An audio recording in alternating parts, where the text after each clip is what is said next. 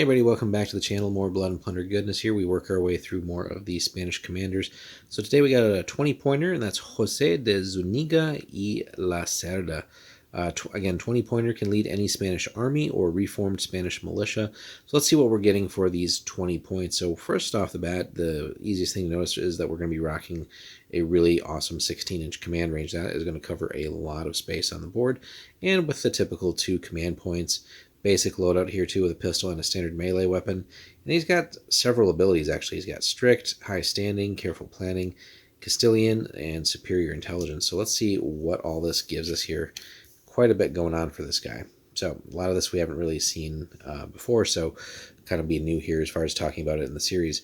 So first off, strict. So during his activation, any friendly unit rolling a test can gain a point of fatigue to apply a -1 bonus to that test. This may not be done if the unit is shaken or would become shaken as a result. So a pretty cool ability here, right? As long as we can manage the fatigue, right? We don't want to put ourselves into situations where this is going to be minimally effective and the opponent's likely to strike back and really put the hurt on us, right?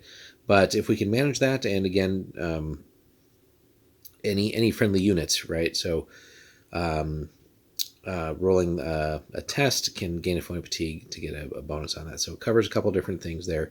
Obviously, it's going to be during the commander's activation, so we're going to be in that command range bubble. But again, that's pretty massive on this character. So we'll have its definite uses in certain situations. High standing we haven't seen much of. I think maybe just one so far in the whole series. But due to physical limitations and experience or arrogance, this commander does not move quickly or participate in acts of subterfuge. When a commander with high standing is attached to a unit with elusive, quick, scout, or skirmisher, that unit loses those special rules as long as the commander remains attached. So the downside there is we see a lot of Spanish units that do have those abilities. So ideally, we got to be careful and really think that out as to which unit we're going to have him join and what is worth losing, I guess, depending on the game plan and what units we're choosing. So there is a downside, obviously, to that. Then we get into careful planning, though. One enemy force must deploy half their units, rounded down before this commander's force deploys any.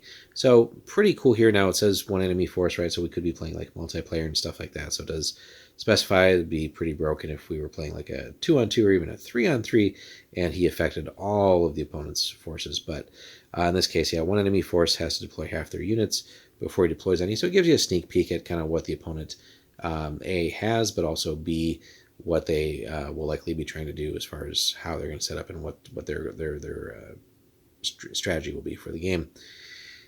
Another unique one here that we haven't seen, I think he might be the only one with that.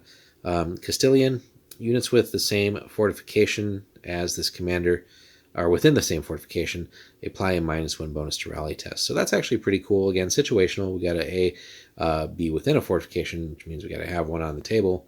But then if we are in there, we can have a bonus to rally test to essentially keep us fresh, keep us in the fight longer. So situational there. And then finally, the last one, superior intelligence. So kind of a theme here, right? Strict, high standing, very careful planner, superior intelligence. But once per game, the player controlling this commander's force may discard all activation cards in their hand and replace them with the same number without spending a fortune point. So pretty good, obviously, while we still have a lot of units, so this might not necessarily be the best late game ploy, especially if the game's going against us. But if we're in a good position and just happen to draw a not so good hand for the turn, especially if it's like a lot of like low or late activations, maybe this is the turn where we really need to go first, then it's just a nice ability. Again, somewhat situational, but here, anytime we can substitute having to spend a fortune point for something and just kind of have that once per game, that is in this particular use of the fortune points, kind of getting us like an extra one there. But obviously the situation will have to call for it. It's going to be tricky to know, do I burn this in a particular turn and then save fortune for later, or do I want to save this for later, knowing that I will always have that and can't really run out of it until I use it. So an interesting combination of abilities certainly here across the board for the characters. So a couple of downsides, some interesting, again, upsides, but also some really situational abilities here. Do we think that having this combination here of 5 abilities warrants taking him. So let us know, guys, if you have run him in the Spanish Army or the Reformed Militia, where he fits better, at least in your experience. 20 points isn't that much compared to some of the other characters out there, certainly, especially some of the heavy hitters we have coming up.